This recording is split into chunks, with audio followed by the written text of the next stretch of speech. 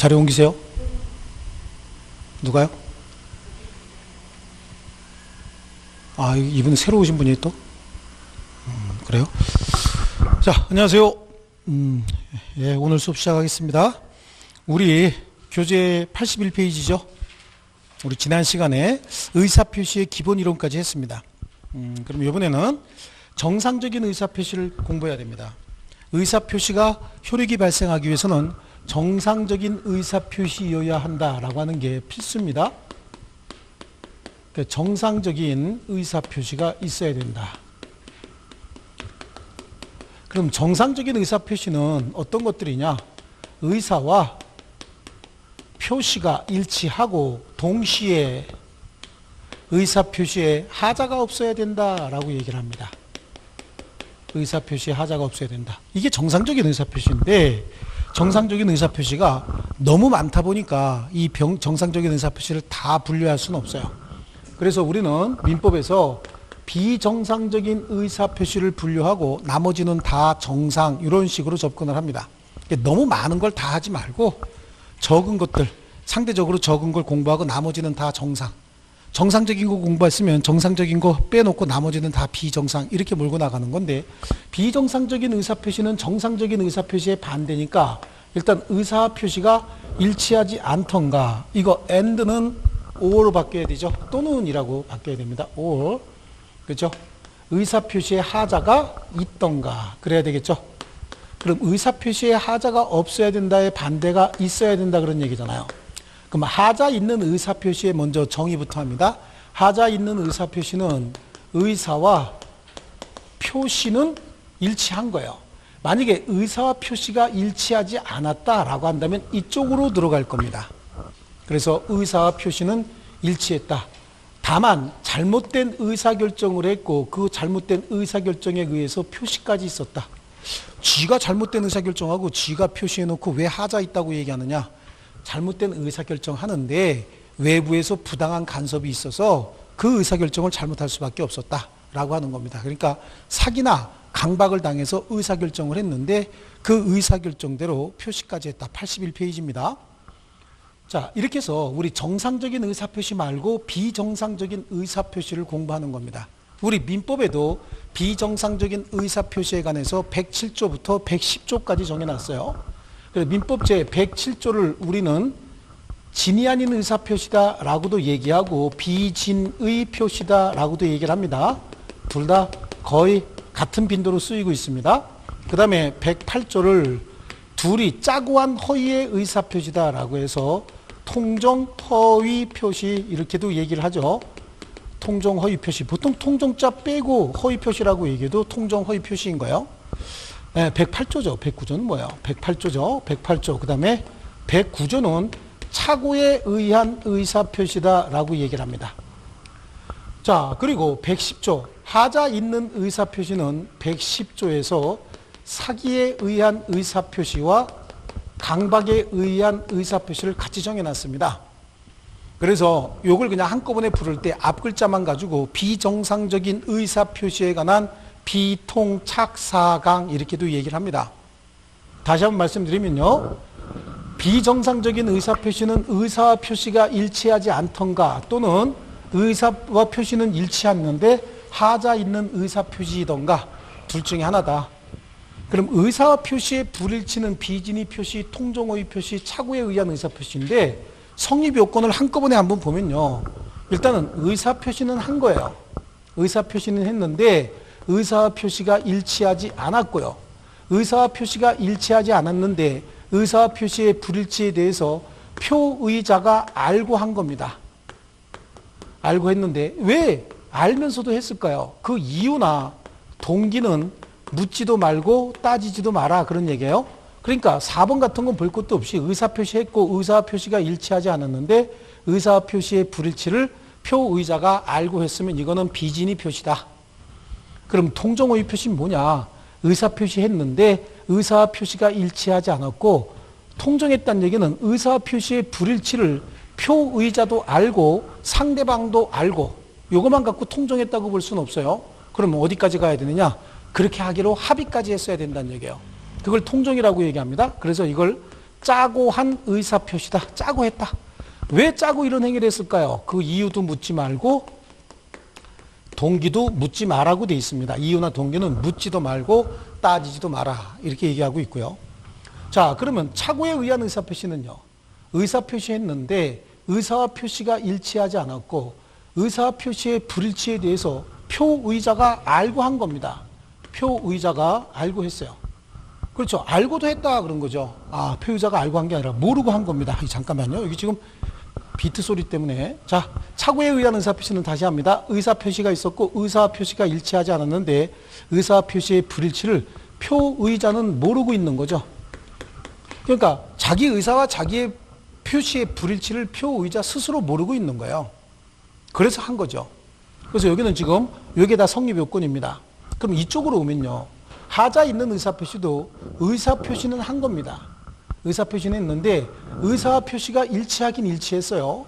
그런데 사기에 의한 의사표시는 의사결정을 잘못했고 그대로 표시한 거예요. 다시 한번요. 하자 있는 의사표시는 의사와 표시는 일치했는데 잘못된 의사결정을 했고 그 잘못된 의사결정대로 표시가 됐는데 잘못된 의사결정을 자기가 스스로 자유롭게 한 것이 아니라 외부에서 부당한 간섭이 있었습니다. 그럼 사기는 외부의 어떤 부당한 간섭에 의해서 잘못된 의사결정을 했느냐? 상대방이 속이니까 속아서 한 거예요.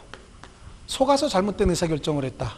강박에 의한 의사표시는 상대방이 겁을 주니까 겁먹어서 잘못된 의사결정을 했다. 이게 뭐죠? 쫄아서 했다 그런 얘기죠. 겁먹어서 했다. 자, 이게 사기에 의한 의사표시, 강박에 의한 의사표시입니다. 효과를 한번 보시죠. 효과. 먼저 비진의 표시 그랬습니다.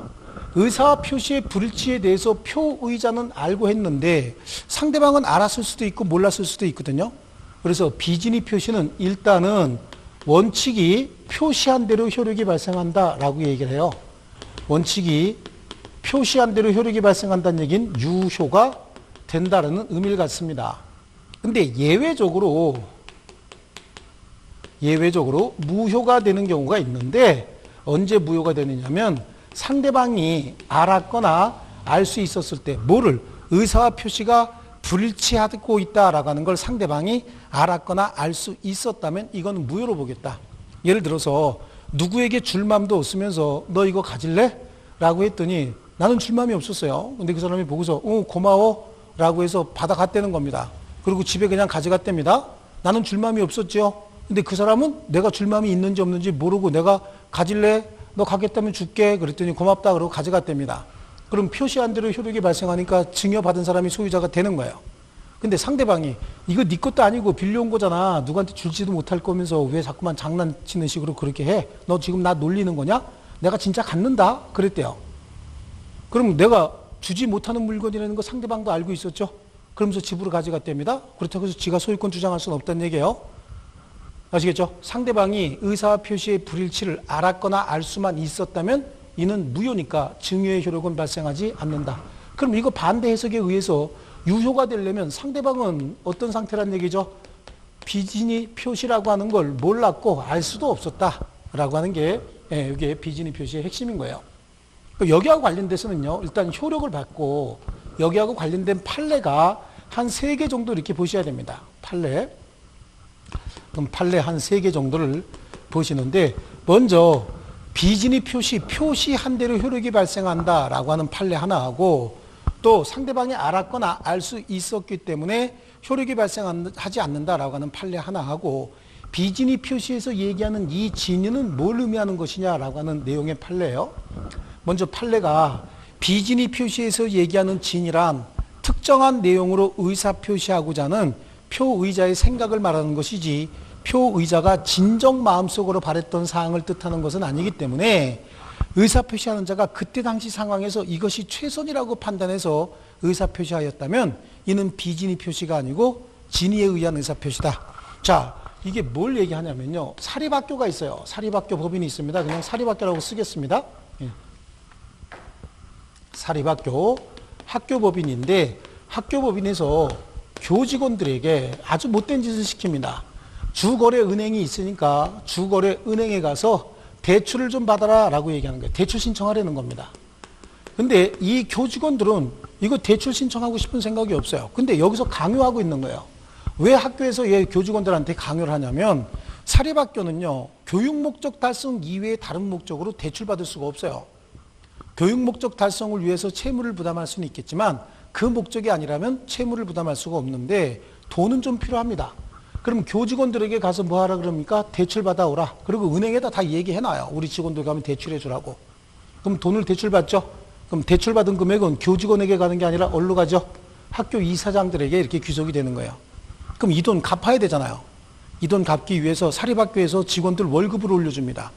근데 진짜 월급을 올려준 게 아니라 대출금 분할해서 갚을 돈만큼 매월 월급을 올려주고 그만큼 그 돈은 얘네들이 착복을 하는 거죠. 이런 식으로 이제 교직원들에게 강요를 해서 교직원들이 대출 신청을 하는데, 그럼 이 교직원 입장에서 말이죠.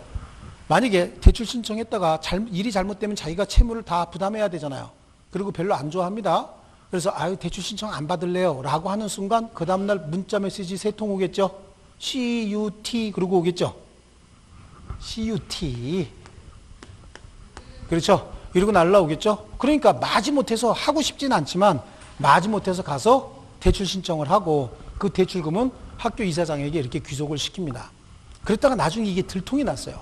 들통이 나서 이제 사립학교 법인이 취소가 되거나 아니면 이사장이 구속될 상황이 된 겁니다.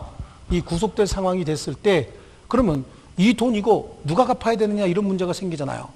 누가 갚아야 됩니까? 원래는 학교에서 갚아줘야 되지만 우리 판례는 그런 태도를 취하고 있지 않습니다. 누가 갚으래요? 교직원들이 갚아야 된다라고 하는 거예요. 그랬더니 교직원들이 반발을 합니다. 아니 나는 대출받을 생각도 없었고 대출받을 생각이 없다는 걸 은행에서도 잘 알고 있고 제가 시켜서 한 건데요 라고 얘기했더니 우리 판례가 비진이 표시에서 진이란 특정한 내용으로 의사 표시하고자 하는 표의자의 생각을 말하는 것이 아니라 그렇죠? 그렇죠. 비진이 표시에서 진이란 표의자가 진정 마음속으로 바랬던 사항을 뜻하는 것이 아니라 특정한 내용으로 의사 표시하고자 하는 표의자의 생각을 말하는 것이다. 그래서 그때 당시 상황에서 이렇게 안 하면 내가 해고가 될 것이다 라고 해서 마지못해서 이것이 최선이라고 판단했으면 이거는 진의에 의한 의사표시지 비진의 표시가 아니다 이렇게 판시해버린 겁니다. 그래서 자 표시한 대로 효력이 발생한다. 비진의 표시라고 해서 무조건 다 무효가 상대방이 알았거나 알 수 있었다고 해서 무조건 다 무효는 아니다 라고 하는 거 얘기하는 겁니다. 그래서 표시한 대로 효력이 발생한다. 또는 비진의 표시에서 진이란 특정한 내용으로 의사 표시하고자 하는 표의자의 생각을 말하는 것이지 표의자가 진정 마음속으로 받았던 사항을 뜻하는 것은 아니다. 이런 거고요. 또 하나는요. 이제 사립학교 조교수가 사립대학교 조교수가 있어요. 그 조교수가 학교에서 어떤 무리를 일으켰습니다. 그래서 징계위원회 회부가 됩니다.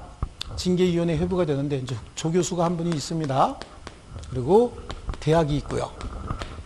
대학이 있는데 이분이 좀 무리를 일으켜서 이분이 징계위원회에서 징계가 이제 벌어질 상황입니다. 그런데 이분하고 친분 관계가 있는 대학의 이사장이 이분한테 가서 뭐라고 얘기합니까? 왜 그렇게 무리를 일으켰어? 라고 야단을 치면서 내일 사직서 써내 이렇게 얘기를 합니다. 그럼 사직서를 써내면 징계위원회를 열어서 반성의 빚이 깊으니까 그냥 불문 경고를 붙이자라고 해줄 테니까 사직서 써내라 라고 해서 이분이 잘 처리될 걸로 믿고 사직서를 써냈는데 이 이사장은 이 말을 하고 퇴근하다가 교통사고가 나서 중환자실에 들어가 있는 거예요. 중환자실에 들어가 있다 보니까 그 다음에 징계위원회 할 때 학교에서 사직서가 들어오니까 그냥 징계위원회에서 사직 처리해버렸습니다. 그럼 지금 이 조교수는 좀 황당했겠죠. 아니 쥐가 시켜서 얘기했는데 그래서 사직서 써냈는데 사직 처리가 됐단 말이야. 이렇게 돼서 소송이 제기가 됩니다. 그러니까 판사들이 물어봤어요. 이분 어디 있냐고. 그러니까 이분은 아직도 어디 있습니까? 산소 마스크 쓰고 병원에 있죠. 그러니까 결국은 얘가 사직서를 써낸 그 마음 속뜻은 뭡니까? 계속 근무하고 싶었던 거예요? 아니면 사직하고 싶었던 거예요? 근무하고 싶었던 거죠. 그렇죠? 하지만 잘 처리될 거라고 믿고 사직서를 써냈잖아요. 근데 상대방이 의사와 표시가 일치하지 않는다는 걸 알았거나 알 수 있었던 상황이 없죠. 만약에 이 이사장이 여기 징계위원회에 참석했다라고 하면 그 사실을 알겠지만 참석하지 않았기 때문에 그 사정을 모르고 있는 겁니다. 그래서 사직서는 효력이 있다라고 하는 거고요. 그래서 사직 처리가 됐던 겁니다. 실제로요. 자, 이번에는 근로자가 있어요. 근로자가 있는데 그 근로자가 회사의 경영 방침에 따라서 사직서를 써냅니다. 회사에서 뭐 하라고 합니까? 전부 다 사직서 써내라. 그래서 사직서를 제출하는 거예요. 근데 이 회사는요, 퇴직금을 중간 정산하기 위해서 매년 직원들에게 사직서를 받고 다시 재고용하는 식으로 해서 계속해서 채용해 왔어요. 이런 식으로 직원들을 채용했던 회사입니다. 그래서 사직 처리하고 퇴직금 지급하고 또 그 다음에도 사직 처리하고 퇴직금 지급하고 이런 식으로 계속해서 회사를 운영해 왔는데 이 근로자가 20몇 년 정도 근무하고 퇴직을 하면서 내가 여태까지 20몇 년 동안 썼던 사직서는 전부 무효다. 그죠? 내 의사는, 사직서를 썼던 의사는 근무하고 싶어서 썼던 거예요? 그만두고 싶어서 썼던 거예요? 근무하고 싶어서 썼던 거고, 이거는 회사에서 요구한 대로 한 거죠. 그러니까 의사 표시의 불일치를 상대방이 알았거나 알 수 있었다라고 봐서 이때는 사직의 효과는 발생하지 않는다. 어떤 차이가 있냐면 매년 퇴직금 중간 정산 받은 거 있잖아요. 이거를 이분은 통장에 다 모아놨던 거예요. 다 모아놨다가 한꺼번에 돌려주고 26년 동안 누진된 퇴직금을 달라라고 소송을 제기해서 승소한 사건입니다. 여태까지 매년 썼던 사직의 효과는 발생한다, 안 한다? 안 한다. 왜냐하면 진위 아닌 의사표시를 상대방이 알았거나 알 수 있었죠. 여기는 진위 아닌 의사표시를 상대방이 알았거나 알 수 있었던 사정이 없잖아. 이 사람이 징계위원회에 참석했으면 알았거나 알 수 있었겠지만 알지 못했다 그런 얘기죠. 그래서 비진위 표시 표시한 대로 효력이 발생한다라고 하는 판례, 그 다음에 상대방이 알았거나 알 수 있었기 때문에 효력이 발생하지 않는다라고 하는 판례하고, 비진위 표시에서 얘기하는 진이란 특정한 내용으로 의사 표시하고자 하는 표의자의 생각을 말하는 것이지 표의자가 진정 마음속으로 바랬던 사항을 뜻하는 것은 아니다라고 하는 판례. 이 세 가지 굉장히 중요한 판례입니다. 또 이 107조 비진위 표시에 관한 법리는 대리권 남용에도 그대로 준용이 됩니다. 그래서 나중에 대리권 남용도 한번 설명을 드리겠습니다. 그래서 우리 책으로 가면 81페이지에 의사표시는 표의자가 진위 아님을 알고 한 것이라도 효력이 있는데, 자, 원칙적으로 효력이 있다는 얘기입니다. 그러나 상대방이 표의자의 진위 아님을 알았거나 알 수 있었을 경우에 이를 무효로 한다라고 얘기하고, 전항의 의사표시 무효는 선의의 제3자에게 대항하지 못한다. 자, 이 선의의 제3자에게 대항하지 못한다. 그 말의 의미는, 자, 혹시 갑이 을에게 진위 아닌 의사표시로 조금 아까 말씀드린 것처럼 증여하기로 했대요. 갑이 을에게 어떤 물건을 주기로 했습니다. 그런데 이 물건은 갑소유가 아니고 또 줄 수도 없는 물건이라는 걸 잘 알고 있어요. 잘 알면서 받아서 자기가 가져갔다고요? 그럼 얘는 소유자가 될 수 없는 자죠? 소유자가 될 수 없는 자입니다. 근데 자기가 점유하고 있다는 그걸 근거로 해서 제3자 병에게 또다시 양도했습니다. 양도했는데 이 물건이 둘 사이에 비진위 표시에 의해서 가져온 물건이고 얘가 잘 알고 있었다. 그러면 소유권 취득할 수 없다라고 하는 사실, 그러한 사실을 얘는 모르고 있는 거예요. 모르고 있고 그냥 얘가 가지고 있으니까 얘 건지를 알고 매매계약을 체결해서 얘가 점유하게 됐답니다. 얘는 그렇다는 얘기는 뭐란 얘기죠? 이 사실을, 앞에 있었던 이 사실을 모르는 자다 그런 얘기죠. 이 선의의 제3자에게는 이 무효로서 대항하지 못한다는 얘기예요. 그러니까 야, 너 이거 무효니까 다시 되돌려놔 라고 할 수 없다는 겁니다.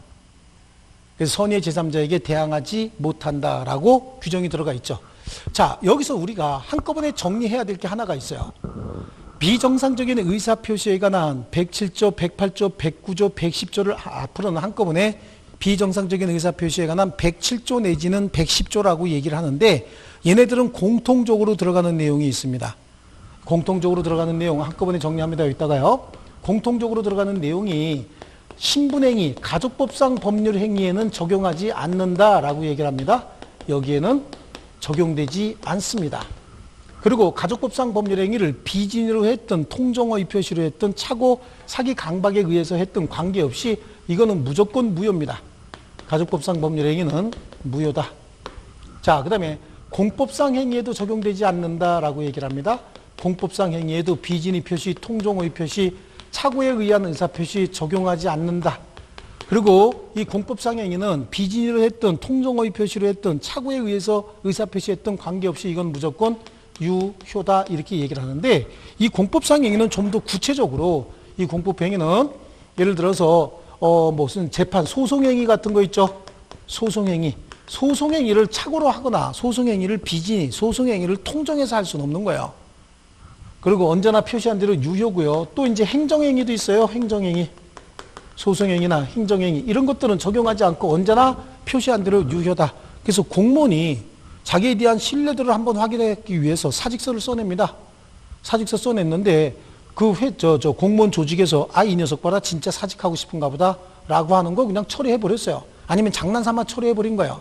공무원이 사직서 쓸 때는 나에 대한 신뢰도가 높으면 반려하겠지라고 하는 기대를 가지고 사직서를 써냈을지는 모르겠으나 그 조직에서 그냥 처리해버렸답니다. 나중에 와서 난 비진으로 했네, 착오로 했네, 또는 통정해서 했네 이런 얘기 할 수 없다는 얘기예요. 무조건 표시한 대로 사직의 효과가 발생을 하는 겁니다.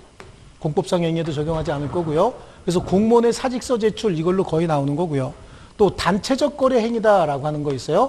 단체적 거래 행위는 주식 인수, 청약 같은 거 있죠. 그 다음에 정형적 거래 행위예요. 단체적 거래나 정형적 거래 행위에도 적용하지 않는다라고 얘기를 하고요. 얘네들도 언제나 표시한 대로 유효다.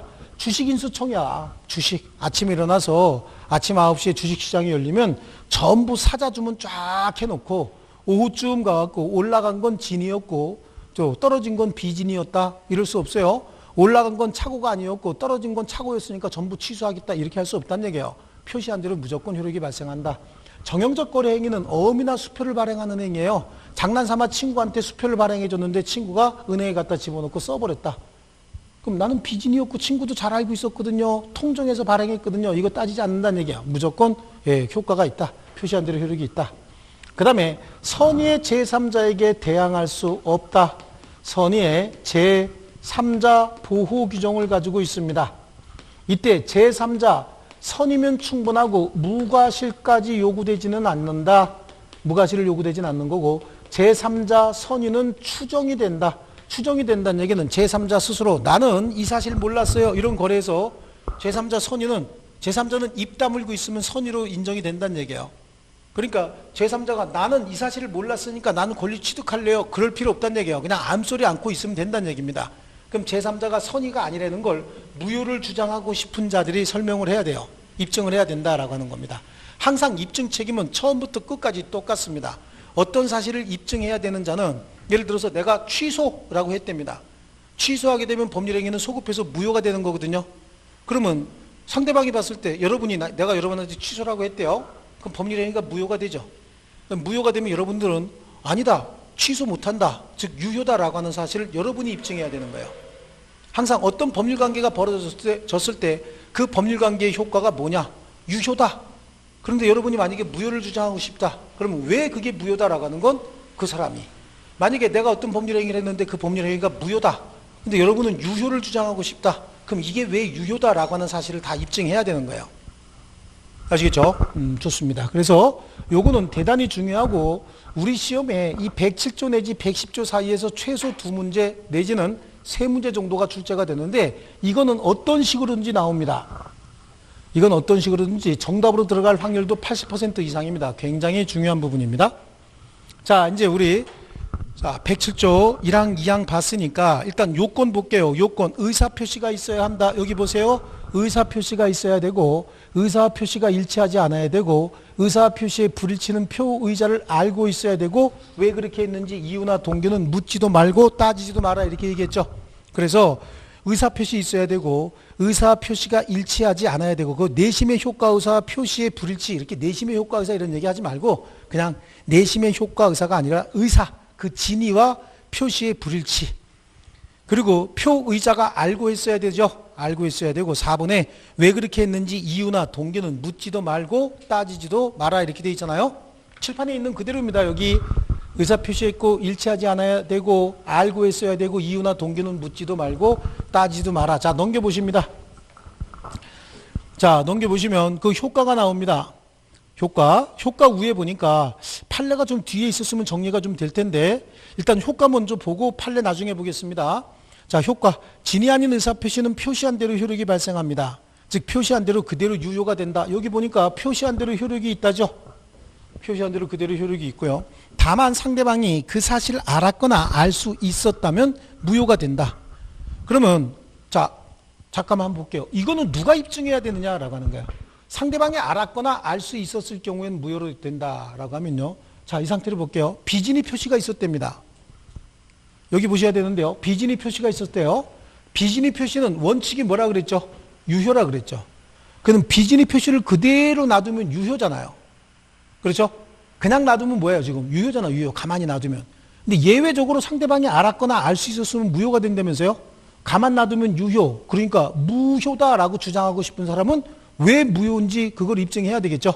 그러니까 이거는 무효를 주장하는 자가 왜 무효 사유가 있는지, 즉 상대방이 알았거나 알 수 있었다라고 하는 건 상대방이 입증하는 겁니다.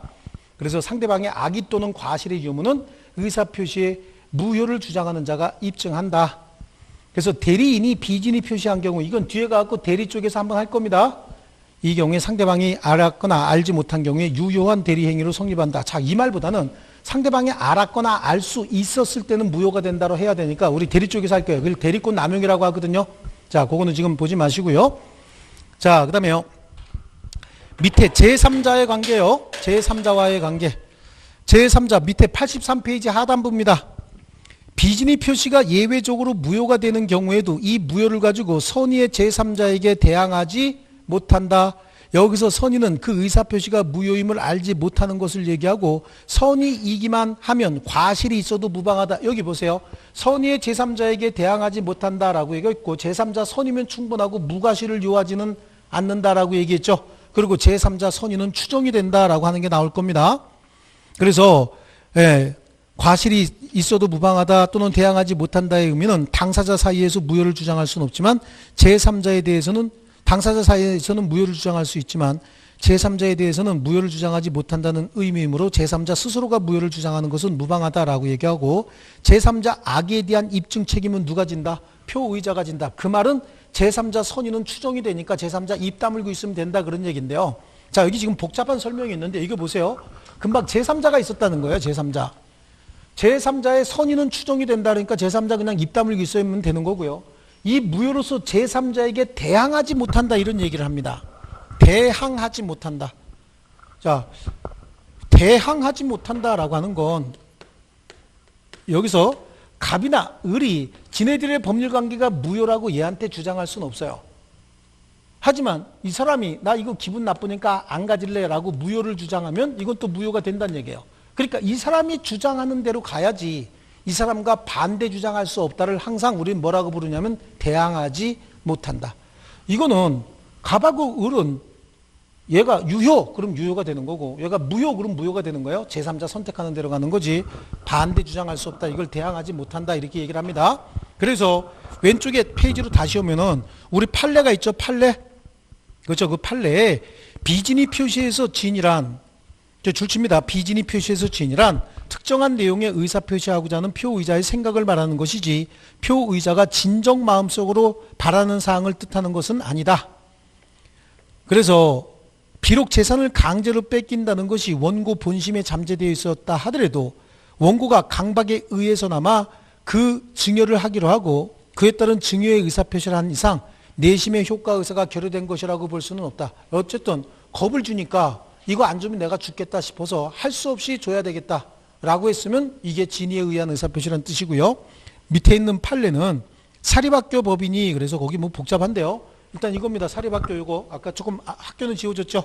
예, 사립학교 법인이 사립학교법상 제한 규정 때문에 이 제한 규정이 뭐냐면 교육 목적 달성 이외로 대출할 수는 없어요. 그 학교 교직원들의 소외인들의 명의를 빌려서 그냥 교직원들 소외인 그거 지워버리고 그냥 소외인 지우세요. 설명을 할 때는 소외라고 시험에 안 나옵니다. 교직원들의 명의를 빌려서 그러니까 지금 소송이 됐던 건 그 교직원들은 지금 소송에 밖에 있는 사람들이다라고 하는 의미의 소외인이에요. 그래서 교직원들의 명의를 빌려서 피고로부터 금전을 차용한 경우에 피고가 뭐죠? 은행이에요. 은행. 차용한 경우에 그 역시 그 사정을 알고 있었다 하더라도 그 피고 밑에다가 은행이라고 써줍니다. 시험엔 그렇게 나옵니다. 금원을 차용한 경우에 피고 역시 은행 역시 그 사정을 알고 있었다 하더라도 위 소외인 누구예요? 교직원들이죠. 교직원의 의사는 위 금전 대차에 관하여 그들이 주채무자로서 채무를 부담하겠다는 뜻이라고 해석함이 상당하므로 진이 아닌 의사표시라고 볼 수는 없다. 그래서 비진이 표시에서 진이란 특정한 내용으로 의사표시하고자 하는 표의자의 생각을 말하는 것이다. 이걸 지금 설명하고 있는 겁니다. 아시겠죠? 그리고 오른쪽 페이지에 보면요. 근로자가 회사 경영 방침에 따라서 사직원 제출하고 판례 지금 보이시죠? 사직원 제출하고 회사가 이를 받아들여서 퇴직 처리하였다. 이거 얘기하는 거네. 이거. 매년 퇴직금 중간 정산해주기 위해서 사직서 받고 재입사, 사직서 받고 재입사, 사직서 받고 재입사 이렇게 했다는 겁니다. 이렇게 퇴직 처리하였다가 즉시 재입사하는 형식을 취함으로써 퇴직 전후에 걸쳐서 실질적인 근로관계가 단절됨이 없이 계속 근무하였다면 그 사직원 제출은 근로자가 퇴직할 의사 없이 퇴직 의사를 표시한 것으로서 비진입 표시에 해당하고 재입사를 전제로 사직원들을 제출하게 한 회사 또는 그와 같이 진해한임을 알고 있었다고 봄이 상당하므로 사직원 제출과 퇴직 처리에 따른 퇴직의 효과는 생기지 않는다. 지금 판례 읽으면 아주 막 헷갈려 죽겠어요. 헷갈려 죽겠는데 그냥 정리합니다. 비진입 표시에서 진이란 특정한 내용으로 의사 표시하고자 하는 표의자의 생각을 말하는 것이지 표의자가 진정 마음속으로 바랐던 사항은 뜻하는 것은 아니기 때문에 이때 당시 교직원이 이것이 최선이라고 판단했으면 이거는 비진입 표시가 아니고 뭐라고요? 진의에 의한 의사표시니까 나중에 문제가 되면 직접 변제할 책임이 있다는 얘기고, 조금 아까 사립대학교 조 교수는 사직서 제출할 때 그 학교에서 징계위원회에서 진정 마음과 그 표시가 일치하지 않는다는 걸 몰랐죠. 몰랐으니까 표시한 대로 사직의 효과가 발생을 한 것이고, 근로자는 회사 경영 방침에 따라서 사직원을 제출했는데 회사에서는 얘가 계속해서 근무할 뜻이 있다는 걸 잘 알고 있었잖아요. 그리고 퇴직금 중간 정산에 의해서 경영 방침이 그랬던 거죠. 그러니까 이거는 사직의 효과가 발생하지 않는다. 26년 후에 이 사람이 누진된 퇴직금을 청구했을 때 이거는 회수해 가고, 매년 받았던 퇴직금 회수해 가고 누진된 퇴직금을 지급해라, 이렇게 판시가 됐던 겁니다. 그래서 이 판례 이 정도 알아두시면 되겠고요. 넘겨보실게요. 84페이지로요. 적용범위 보겠습니다. 적용범위. 상대방 없는 단독행위. 물론 상대방 있는 의사표시에는 적용이 되겠지만 상대방 없는 단독행위 보세요. 비진입 표시 상대방 없는 단독행위는 원칙대로 표시한 대로 효력이 발생합니다. 그죠? 그런데 혹시 무효, 상대방이 알았거나 알 수 있었다, 이게 있을 수가 없죠. 상대방 없는 단독행위는 누구만 있어요? 표의자만 있기 때문에 상대방 없는 단독행위에도 적용이 되지만 상대방이 알았거나 알 수 있었다라고 하는 걸 적용할 수 없기 때문에 언제나 표시한 대로 유효다. 맨 밑에. 그래서 상대방이 없기 때문에 언제나 표시한 대로 유효고요. 그 다음에 적용이 배제되는 경우라고 했는데 가족법상 신분행위 있죠? 이거 적용 안 된다고 얘기했죠? 여기 잠깐 보세요. 신분행위 적용되지 않습니다. 공법행위에도 적용되지 않습니다. 단체적 거래행위나 정형적 거래행위에도 적용되지 않는다. 여기 적용되지 않는다. 근데 효과는 신분행위는 언제나 무효고 공법행위는 유효고 단체적 정형적 거래행위 유효인데, 단체적 거래행위 나오면 뭐라 그랬죠? 아까 주식인수청약이라고 얘기했죠? 주식거래, 정형적 거래는요, 어음이나 수표를 발행하는 행위가 여기에 해당합니다. 아시겠죠? 그래서 요거는 대단히 중요한 부분입니다. 그래서 그 밑에 적용이 배제되는 경우 이렇게 좀 복잡하게 해놨는데 요거 갖고 그냥 정리하시면 되겠습니다. 자, 그리고 오른쪽에 가면 통정호의 표시가 나오죠. 이 통정호의 표시는 조금 쉬었다 하겠습니다.